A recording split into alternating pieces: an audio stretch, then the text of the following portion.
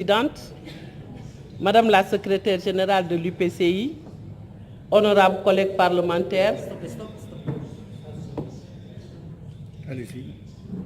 distingués invités, Mesdames, Messieurs, c'est pour moi un privilège singulier de prendre la parole devant cette auguste assemblée dédiée à la situation des femmes dans les pays membres.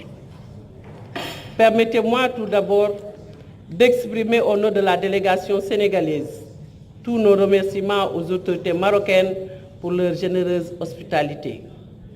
Madame la Présidente, plusieurs sessions ont déjà eu lieu sous l'égide de l'UPCI sur la question de la femme au sein de la Oumma islamique et nous ont permis d'échanger et de dégager des stratégies d'action en faveur de la promotion de cette noble mission.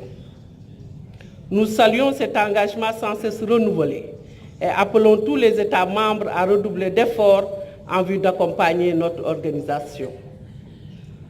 Madame la Présidente, face aux nombreux troubles qui agitent le monde des femmes, socle des familles et des foyers, se débattent dans des difficultés énormes et affrontent plusieurs défis liés à leurs conditions de plus en plus précaires.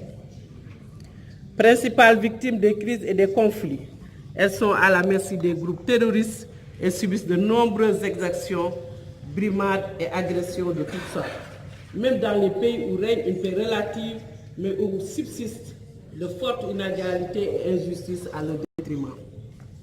Madame la Présidente, notre religion sublime, l'islam, accorde à la femme une place primordiale, qu'il considère comme un pilier fondamental dans notre société et à qui il recommande d'accorder une protection adéquate.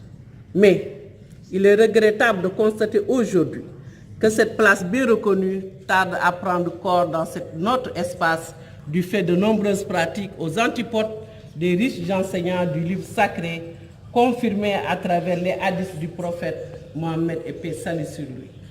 Aussi, importe-t-il au plus haut point de notre organisation poursuivre avec davantage de vigilance son action de plaidoyer en faveur de la promotion des droits de la femme au sein de la Oumma islamique.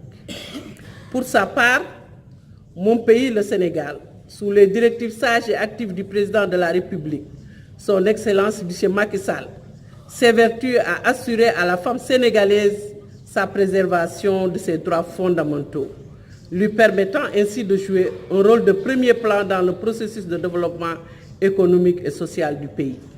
C'est dans cet esprit que le principe de la parité est devenu aujourd'hui une réalité au sein du Parlement sénégalais et que, dans la même mouvance, plusieurs femmes sont membres du gouvernement. Madame la Présidente, je ne saurais conclure mon propos sans exprimer une pensée pieuse à l'endroit de nos sœurs Rwanga qui subissent avec leur famille des exactions inacceptables, les obligent à fuir leur pays dans des circonstances douloureuses. Nous leur adressons notre profonde compassion et notre ferme solidarité. À nos sœurs de Palestine, du Yémen, de la Syrie, du Centrafrique, de la RDC, du Nigeria et d'ailleurs en Afrique et en Asie, nous formulons des prières ferventes pour qu'elles retrouvent la paix et la quiétude familiale. Je vous remercie de votre aimable attention.